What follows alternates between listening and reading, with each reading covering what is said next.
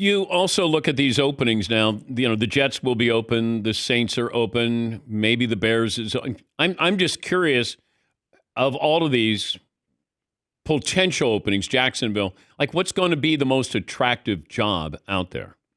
Well, I mean, you could argue the Bears because of Caleb Williams. If you have somebody who's a big believer in Caleb Williams as a franchise quarterback, get an offensive coach. The problem with having a defensive coach and a young franchise quarterback is if things go well, the offensive coordinator gets hired to be a head coach elsewhere, and then you got to find another one, and it's lather, rinse, repeat. I want an offensive coach joined at the hip with Caleb Williams. So I think that's attractive if you're a young offensive mind who sees what you can develop with Caleb Williams over the next 15 years. It all depends on what you think about Caleb Williams. But like Ben Johnson, wouldn't that be something? Goes from the Lions to the Bears and joins up with Caleb Williams. You mentioned Belichick earlier. He's going to be hovering over all of this.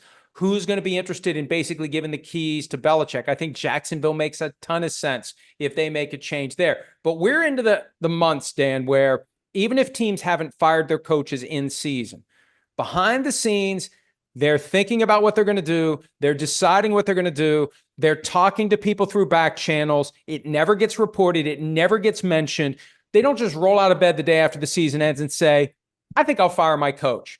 This is when those decisions get made. I just don't know if Belichick comes back.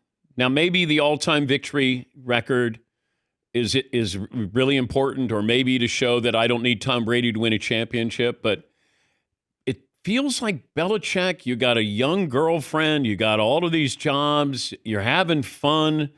I don't know. Seems like Nick Saban certainly is less stressful.